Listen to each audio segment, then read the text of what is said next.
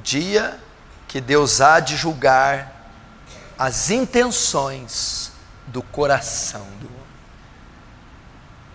Porque todos nós havemos de comparecer ante ao tribunal de Cristo. Nada está oculto a Deus. Todas as coisas estão nuas e patentes diante daquele que temos que tratar. E não tem nada oculto que não há de ser revelado. A Bíblia diz que o mar vai dar os mortos. Outra coisa, o tribunal de Cristo é para arrepiar também. O tribunal que está julgando o caso do menino Bernardo, do menino Joaquim, ele tem que julgar provas e evidências para incriminar o pai ou a madrasta. Só que tem uma área que esse tribunal não julga. Ele não tem competência para julgar foro íntimo. O que é foro íntimo? Não pode julgar os pensamentos do pai, nem o coração, não tem jeito de ler. Só existe um tribunal no mundo, no universo, que julga foro íntimo. É o tribunal de Cristo. Vai julgar pensamento, vai julgar coração. Tudo que está oculto, enclausurado, fechado, vai ser aberto naquele dia. É o pecado subjetivo, é o pecado com a mente, é a cobiça, é o ódio, é a inveja, é o rancor, é o ressentimento, é a falta de perdão, que esses tribunais todos passam. No tribunal de Cristo não, vai ser foro íntimo. Os adultérios que nós cometemos, porque a Bíblia diz que um olhar e desejar é um adultério. O ódio que nutrimos das pessoas, o rancor, vai dar conta. Você já imaginou? Se Deus tivesse uma prévia desse julgamento hoje, plugasse um plug no seu coração e na sua mente, e outro plug aqui no telão, hoje, agora, só o que você pensou e sentiu este ano. Agora imagina, cada pensamento vai ser julgado. A Bíblia diz, estudos diz que nós temos 30 mil pensamentos por dia. A pessoa tem capacidade de processar 30 mil pensamentos por dia. Calcula isso vezes um semestre. Deus vai julgar cada um deles. Foro íntimo. Porque você pode estar aqui com ódio de alguém e ninguém sabe, ninguém nunca vai saber. No tribunal de Cristo você vai dar conta desse ódio. Você pode estar aqui e desejar um monte de mulher e ninguém sabe. No tribunal de Cristo, ele vai saber. Vai ser julgado. Você pode estar aqui e não perdoa um monte de gente. Tem rancor, ressentimento com um monte de gente. No tribunal de Cristo vai vir tudo para fora. Pastor, eu estou arrepiando, mas é para arrepiar mesmo. Foro íntimo. E até o bem que você fez vai ser julgado. O quê? Já deu cesta básica para alguém? Já. Já recebeu alguém na sua casa e deu uma janta? Já. Deu um copo d'água? Já. Já deu uma roupa? Já. Deu oferta? Já orou, ofertou oração? Já. Até isso Deus vai julgar. Como assim? Ele não vai julgar a ação da obra, mas a intenção com que você deu, com que você fez, vai ser julgada. Com que intenção você abriu sua casa? Deu o bem para alguém? Que a obra em si não representa nada para Deus. Eu posso muito bem dar um copo de água para você e te odiar. A hipocrisia vai ser julgada. Vai ser julgada. Todos vão comparecer nesse tribunal. Alguns falam, pastor, mas não tem diferença do trono branco e do tribunal das obras? Tem. Mas como é que você sabe que o seu não é o trono branco? Acho bom você preocupar com os dois tronos. Vi ricos e pobres, grandes e pequenos, escravos e livres, em pé diante do trono. O céu e a terra fugiram da presença desse trono. E os livros foram abertos. Quando eu leio os livros, eu arrepio.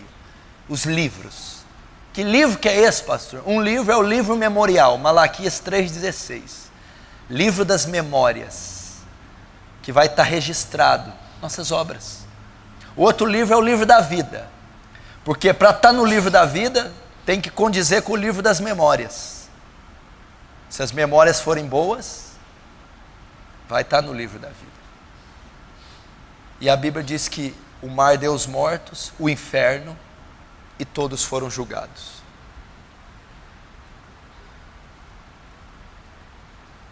Foro íntimo.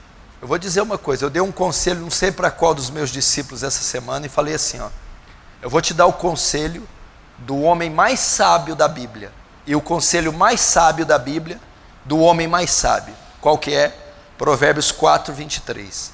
Se tiveres que guardar algo, guarda teu coração, porque dele procede as saídas da vida. Sabe como eu faço? Quando eu vejo que algo está inflamando e perturbando o meu coração, eu trato de tratar. Vamos supor que eu ofendi alguém, eu cometi um pecado com minha esposa, ou com Deus, ou com meu corpo, ou tem algo que está ali dentro que eu estou nutrindo.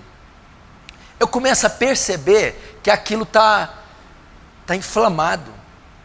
Eu começo a perceber que não está legal. Então o Espírito Santo começa a dizer para mim, resolve isso. Guarda teu coração, expurga esse negócio aí. Arrepende-se, confessa, reconcilia, trata isso. Não caminha com isso, que isso adoece. Isso mata, isso condena. O que significa? Os pecados de foro íntimo, eu tenho que tratar aqui, porque senão ele vai tratar lá. Deus me perdoa por ter falado assim com aquela pessoa ontem. Me perdoa por ter cobiçado aquela mulher. Me perdoa por ter me gloriado no elogio que eu recebi e tirado a glória que só a ti pertence. Me perdoa a minha hipocrisia, qualquer coisa que está enfermando. Me perdoa a palavra ferina que eu falei para alguém e estou aqui tranquilo, está aqui tudo, está aqui dentro. Isso é guardar coração, resolver coisa pendente, não amontoar bicheira dentro do coração. Resolver. Porque você pode ser um serial killer e não saber. Como serial killer? Como serial killer? A Bíblia lista 8 classes de pessoas que não vão para o céu. No Apocalipse 21:8, não lista? Fornicadores, adúlteros, feiticeiros e homicidas, assassinos não vão para o céu. Você pode ser um assassino sem saber, um serial killer. A Bíblia diz, se alguém chamar o seu irmão de raca, é réu do inferno. Raca, louco, se você ofendeu o seu irmão. 1 João vai dizer que não aborrecei vossos irmãos, que aquele que odeia o seu irmão é homicida, é assassino. E sabemos que nenhum assassino tem parte nele, a vida eterna. Você pode ser um assassino sem nunca ter dado um tiro em ninguém. Você pode estar chamando seu irmão de raca, ofendendo, xingando, odiando no seu coração. Assassino. E por que o senhor me chamou de serial killer? Matador em série, a tradução para o português. Serial, de serial, killer, assassino, matador. O matador de série. Deve ser porque tem muita gente que você tem barreira no coração, muita gente você odeia, então são muitas pessoas que você está matando. Assassino não vai ser aprovado nesse tribunal, porque a marca do crente não é o ódio, é o amor. Nisto conhecereis que sois meus discípulos. Como? Se vos amardes uns aos outros. A marca não é o ódio, a marca é o amor. Nós temos uma facilidade de odiar. Se eu tenho facilidade de odiar, então não sou discípulo de Cristo. Sou discípulo de Beelzebul. E lá naquele tribunal, vai julgar aqueles que eu matei com meu ódio, aqueles que eu cumprimento assim, aqueles que eu desvio quando passam por mim, aqueles que eu desejo mal, aqueles que me incitam a ira só de passarem perto de mim. Naquele dia vai ser aberto. Ninguém está preocupado com o tribunal de Cristo, com o foro íntimo. Dia que Deus há de julgar as intenções do coração. Como é que está o coração, irmão? Cheio de cobiças, lascívias, ódios, vinganças, soberbas, avarezas, fornicações, vícios. Esse tribunal vai arreganhar o coração. Você vai estar nu, pelado diante desse tribunal, desse trono. Não vai ter escapatória, nem saída.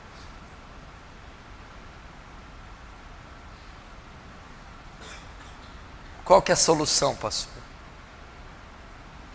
Aquele que encobre as suas transgressões nunca prosperará. Sabe o que é encobrir? Sabe o que é, Alexandre? Não reconhecer que pecou. Ou não dar o devido valor ao pecado. Não, isso é coisa, isso é bobagem, isso não é assim não. Isso é bobagem. Encobrir. Não reconhecer. É o fariseu publicano, olha, jejua 2 vezes por semana, dou o dízimo, tudo que eu faço, e não sou como esse publicano. O publicano batia no peito. Tem misericórdia de mim, porque eu sou um pecador. É reconhecer, não é só confessar. Eu posso confessar pela pressão. Ah, tá, foi eu que fiz. Não é confissão, é reconhecimento. É você avaliar a situação e dizer, eu sou culpado por ela. Eu de fato fiz. Ele vai julgar foro íntimo. Vai julgar os pensamentos que ficam divagando na nossa. Pastor, até que ponto o pensamento é pecado? A Bíblia fala isso lá em Tiago. Que vem a cobiça, quando alimenta a cobiça, nasce o pecado. O pecado consumado gera morte. Eu posso receber uma seta de pensamento pecaminoso. Não é pecado. O pecado é quando eu aceito a seta e alimento ela. Aí é pecado. Posso sentir uma seta de imoralidade, uma seta de vingança, uma seta de ódio. Eu posso bloquear aquilo. Recebi, mas não é pecado. Agora, quando eu abro, eu alimento, eu venho nutrir aquele pensamento, tornou-se pecado. Entendeu? Quando eu vou devagar na fantasia daquele pensamento, quando eu vou confirmar no meu coração, sim, eu odeio, sim, eu fiz, sim, eu quis, sim, aí eu pequei com os pensamentos e com o coração. Como é guardar? É quando eu recebo, mas os bloqueio. Recebo, mas não os alimento. Recebo, mas luto contra eles. E há de ser que toda palavra frívola que o homem disser há de dar contas no dia do julgamento. Toda palavra frívola, palavra ociosa, palavra indecorosa, nós vamos ser julgados pela língua, pelas palavras. Eu vou dizer algo para você, já falou? Não tem mais jeito. Essas palavras vão ser dar contas. As ofensas, palavrões, xingamentos, principalmente palavras que são ditas entre marido e mulher. Quando o marido ofende a esposa ou a mulher e lança palavras ferinas, malditas, de baixo calão, essas palavras você vai dar conta no dia do julgamento. Jesus foi bem claro, porque por suas palavras será julgado e por suas palavras será justificado. Por que as palavras têm tanta força, pastor? É o simples ajuntar de sílabas, o vocalizar, porque o que fala a boca é o que há em abundância do coração. As palavras estão revelando o coração dessa pessoa. Você vai dar conta dos palavrões que fala, vai dar conta das mentiras que fala, vai dar conta das palavras ferinas, palavras para denegrir o marido, rebaixar o marido, palavras que ofendem a esposa, denigrem a esposa, palavras contra os filhos, que amaldiçoam filhos, que rebaixam filhos, palavras que ofendem os pais, tiram a reverência dos pais. Essas palavras vai dar conta também no dia do julgamento. Seremos julgados por palavras. Esse tribunal vai requerer as palavras.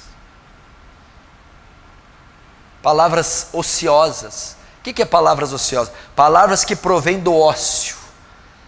Palavras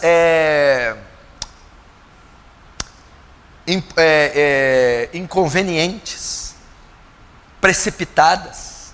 Palavras que desencadearam bombas, como diz em Tiago 3, que a língua é um pequeno membro inflamado pelo inferno, capaz de incendiar um bosque. Assim como um leme que ela guia um grande navio, assim a língua tem capaz de dominar o homem. Fofocas, picuinhas, diz que não diz, vai dar conta. Por quê? Por causa de palavras, pessoas se divorciam, pessoas se matam, pessoas abortam, pessoas entram num crime, pessoas deixam a fé, pessoas têm a vida emocional destruída, pessoas têm o casamento destruído por causa de palavras, mensagens, telefonemas, fofocas, ou aquilo que está em Provérbios 16:6. 6 coisas o Senhor aborrece, mas a 7ª a alma dele abomina. O que é uma coisa que Deus de 6 ele odeia com todo o seu ser? 6 coisas, mas a 7ª a alma dele abomina, e a abominação das palavras mais fortes da Bíblia. O que Deus tanto abomina? Aquele que semeia contenda entre os irmãos, aquele que coloca um irmão contra o outro, um pastor contra a ovelha, o obreiro contra a igreja, o fulano, semeia contendas entre irmãos. Deus abomina, e no dia do julgamento, essa semeadura de contendas, que consiste e caracteriza-se em palavras, vai dar conta. Vai dar conta.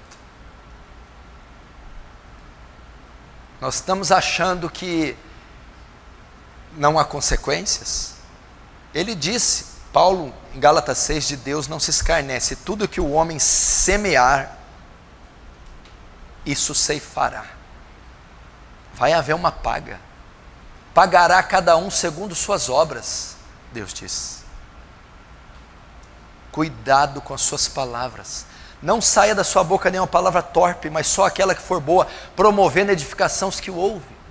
Sejam as vossas palavras moderadas, temperadas com sal, cantando e salmodiando uns aos outros com hinos e cânticos espirituais. As más conversações corrompem os bons costumes. No muito falar a transgressão, mas o que modera os lábios é prudente. E o homem seja pronto no ouvir e tardio no falar. Você imaginou só pelo 4º mandamento do decálogo? Não tomarás o nome do seu Deus em vão, porque Deus não terá por inocente aquele que tomar o nome dele em vão. Quantas vezes nós blasfemamos o nome de Deus? Por que é pecado falar o nome de Deus em vão? Quando você está numa reunião política e você cita um senador, o ambiente é propício para aquele nome. Política é relativo a Senado.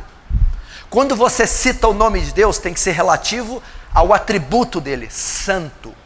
Então o nome de Deus só pode ser pronunciado quando o ambiente, o meio que está sendo dito, é propício para o nome de Deus. E o nome de Deus é santo. Então o nome de Deus só pode ser citado no ambiente santo, onde ele recebe louvor, recebe glória. Não chacoteando, fazendo piadas, difamando o nome de Deus. Pelas palavras. Sabe outra coisa que o tribunal de Cristo vai julgar? O senhor vai falar ações, né? O dia que ele há de julgar todas as obras. Não. Ele vai julgar também as omissões. Ele não vai julgar só o que nós fazemos, Ele vai julgar o que nós deixamos de fazer também. Como assim? Quando tive fome, não me destes de comer. Omissão. Quando tive sede, não me destes de beber. Quando tive nu, não me vestistes. Quando fui forasteiro, não me hospedastes. Quando estive enfermo, não foste me visitar. Então perguntaremos para ele: Mestre, Jesus, Senhor, quando é que te vimos com fome e não te demos de comer? E quando é que te vimos com sede e não te demos de beber? Quando foi que te vimos nu e não te dessemos de vestir? Pois não nos lembramos disso. Então direi: quando deixastes de fazer a um desses pequeninos, esses pequeninos que estão entre nós, os pobres, as viúvas, os doentes, os presos, quando deixastes de fazer a esses, a mim me deixaste. Nós seremos julgados pelas coisas que nós não fizemos, o bem que nós não fizemos. A Bíblia diz que aquele que tapa o ouvido ao clamor do pobre, também clamará e não será ouvido. Não diga ao necessitado: volta amanhã, tendo tu contigo hoje.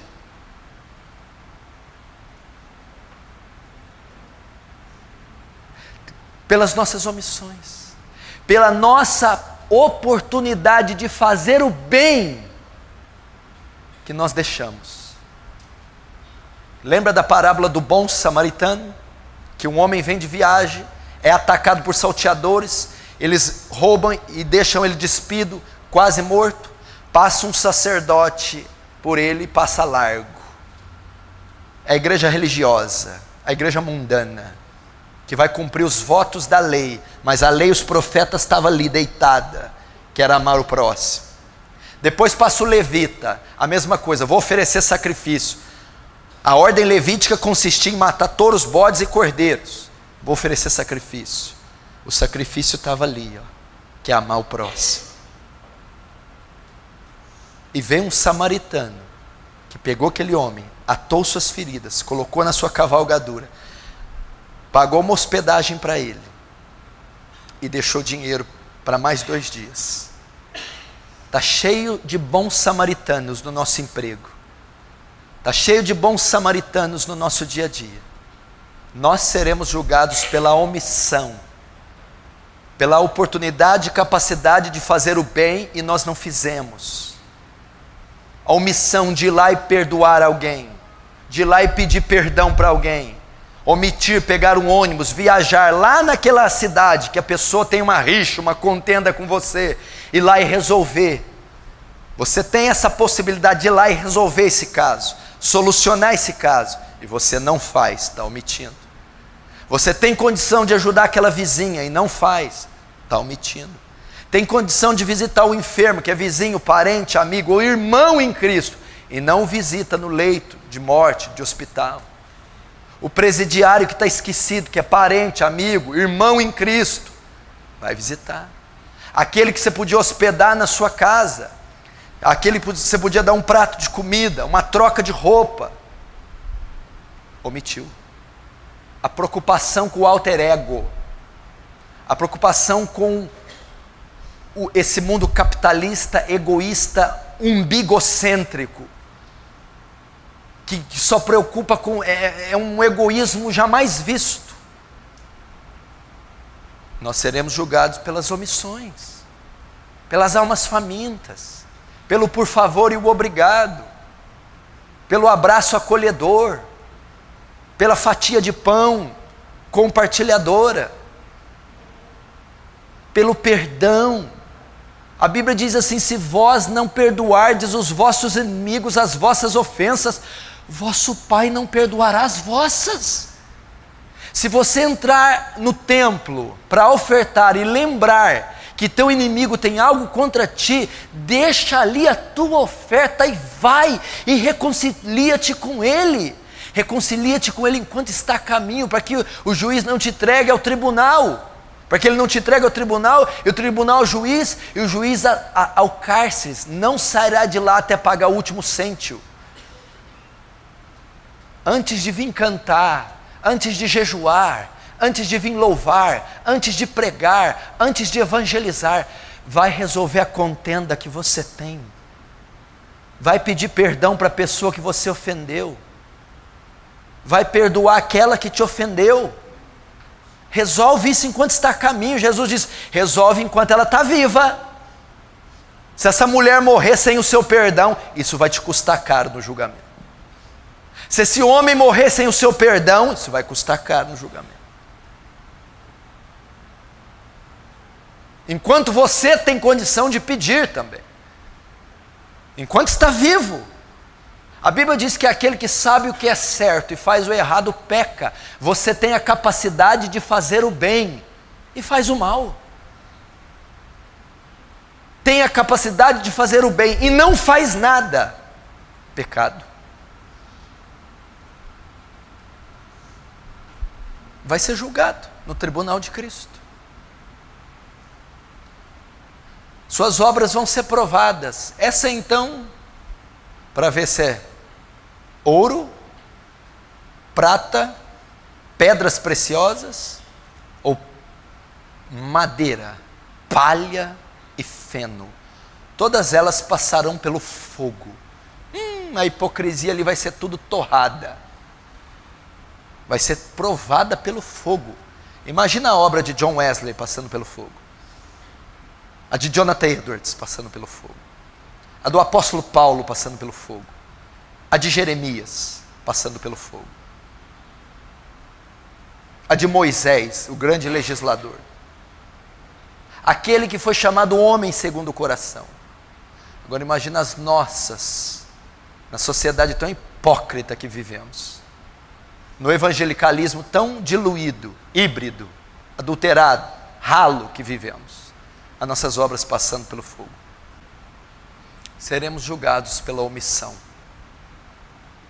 Porque todo mundo acha que é só festa o cristianismo, né? Não é não. Existe o trono branco, que é o trono que não vai dar, não tem corte de apelo. O veredito é final, já está dado, julgado e condenado. E existe o julgamento das obras, que o tal pode até ir, mas como que pelo fogo. Mas ambos seremos julgados. Haverá julgamento. Mas eu acho que a omissão que nós mais vamos dar conta é daquele aposentado que mora ali do lado da sua casa e você está omitindo o evangelho dele. Ele pode ser condenado. Omitir a graça, omitir a salvação, omitir a palavra de Deus. O irmão André, que é o líder daquela missão Portas Abertas, um homem que contrabandeou Bíblias na cortina de ferro, na década de 60, ele diz, é inaceitável um cristão ter 2 Bíblias, quando há milhares de pessoas que não têm nenhuma. É um absurdo alguém ter ouvido o Evangelho 2 vezes, quando existe bilhões que nunca ouviram nenhuma vez. E nós estamos omitindo a mensagem da cruz. A mensagem salvífica, a mensagem redentora, a mensagem salvadora, justificadora. Ah não, eu não vou pregar para aquele cara, não, ele é duro, ele não vai ouvir, não dá certo. Ah não, deixa para depois, outro dia, um dia o Espírito Santo vai me encher, eu vou lá. Ah não, isso não é para mim, talvez Deus tenha outro meio de salvar ele. E assim estamos omitindo. Diga para mim, quantos já passaram por sua mão e morreram, sem você ter pregado? Parentes, vizinhos, amigos, colegas de escola, trabalho. Pessoas que o Espírito Santo te sinaliza. Lembra daquele fulano que você fez bacharel com ele? Vai pregar para ele. Aquela tia sua que está lá naquele estado, vai pregar para ela. O Espírito Santo fala isso. Ele nos traz a memória. E nós estamos omitindo. Do atalaia requererei o sangue. Ezequiel 33. E quando mais eu vejo os jornais, o clima, a natureza e a igreja, mais eu vejo que esse tempo está próximo. Para mim, o maior termômetro tem sido o povo de Deus.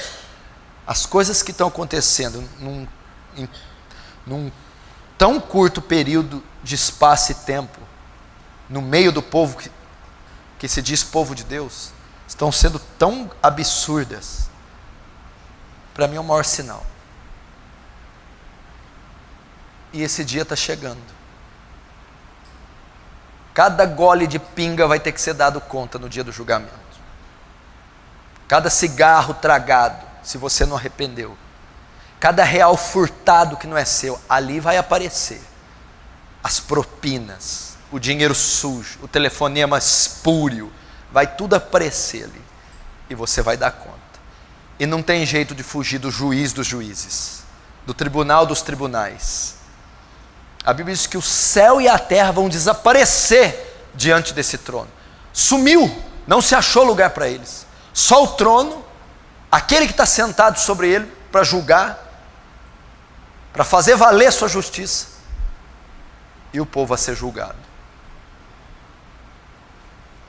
Eu gosto do Leonard Ravenhill, porque ele diz, antes de morrer, velhinho, está faltando a pregação do julgamento nos púlpitos. As pessoas deveriam ir para a cama todo dia, sabendo que um dia estarão diante do julgamento de Cristo. Ou você acha que Antônio Carlos Magalhães vai ficar impune? Orestes Quercia vai ficar impune? Costa e Silva, Geisel, vai ficar impune? Médici, Hitler, Stalin, os Césares Augustos todos, você acha que vão ficar impunes? Você acha que deitaram e rolaram nesse mundo, nessa terra, beberam, fumaram, estupraram, mataram, roubaram e acabou? Não. Eis que cedo venho, eis que venho sem demora, e comigo está o galardão para retribuir a cada um segundo suas obras. Jesus vem, o fim vai se consumar. Como é que está a tua vida? Pergunta para minha esposa a angústia que eu tenho passado, porque talvez para quem está na liderança, Deus dê um certo discernimento a mais. Estou dizendo discernimento, com relação à fé salvífica não tem diferença nenhuma, para que a gente pastoreie a igreja. Eu acredito que um pastor que vigia, que está em alerta, Deus compartilha com ele algo. E as aflições que tem tomado o meu coração, pela condição primeiro da sociedade, que vai de mal a pior. Quem é que fica feliz sabendo que a pedofilia foi aprovada na Alemanha, que um homem de 40 anos pode fazer sexo com a criança? Quem é que fica feliz com o maior índice de estupro do mundo sendo o Brasil? Quem é que fica feliz com a aprovação do casamento homossexual? Bem-aventurados os que choram, porque serão consolados. Característica do crente salvo, verdadeiro, é que ele se contrista, chora pela condição da sociedade caída. Ele não é indiferente, ele não está alheio a isso. Dói nele saber que essas coisas estão aprovadas. Quem não fica triste com as condições culturais, sociais, as etnias que estão se perdendo? Depois a angústia pela condição da igreja mundial, a igreja de Cristo em todo o território mundial. Eu jamais sonhei na minha vida, quando eu conheci, no ano de 90, eu jamais sonhei que um crente em Jesus, por pior que fosse, seria capaz de fazer o que os crentes de hoje estão fazendo. Eu jamais sonhei em 1990, quando eu entrei numa igreja a primeira vez, que um pastor seria capaz de fazer, por pior que seja, mais fraco, capaz de fazer o que esses homens estão fazendo. Eu jamais sonhei que a igreja evangélica, tida como a igreja de Cristo, o corpo místico de Cristo, aquela que foi enxertada na videira, poderia protagonizar as atrocidades que está protagonizando. Eu jamais sonhei. Isso angustia qualquer um quando você vê essa horda de salteadores, esse mercantilismo na igreja, essa desenterrar das indulgências da Idade Média, essa veneração pelas relíquias sagradas da Idade Média. As relíquias, a indulgência, a compra do perdão foram tudo trocadas pela rosa, o sal grosso, as campanhas, as novenas, e até essas são das coisas que me angustiam. Situações todas essas anunciam a volta de Jesus, uma apostasia generalizada, o esfriamento do coração do homem, a explosão e a abundância da iniquidade. E com certeza o homem do pecado está por aí. Tudo isso deixa a gente angustiado.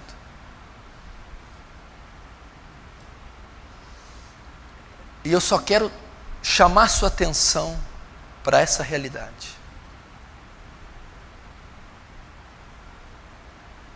Todos hão de comparecer ante o tribunal de Cristo. Diga como aquele homem disse: ó Deus, grave a eternidade nos meus olhos. Grave a eternidade nos meus olhos. O que é isso? Viva na terra, tendo em mente a eternidade, tendo em mente o céu, tendo em mente a volta de Jesus, a vida vindoura. Colossenses capítulo 3, já que estáis mortos juntamente com Cristo, juntamente com Ele ressuscitaste, pensai nas coisas do alto e não nas daqui de baixo. Buscai as coisas de cima e não aqui, as de baixo. Como Pedro bem escreveu: vós sois peregrinos e forasteiros em terras estranhas. Você não é daqui, você não se veste como esse povo, não fala como esse povo, não se relaciona como esse povo. Você é de outra terra, você é peregrino, você está peregrinando, caminhando, transitoriamente, e você é forasteiro, você é de outra terra, você tem outro idioma, outra cultura, outra filosofia, outra política. Você é cidadão dos céus, você é celestial, celestiano. Viva com isso, por favor. Viva tendo isso em mente, por favor. Abra teu coração e volte-se para Jesus.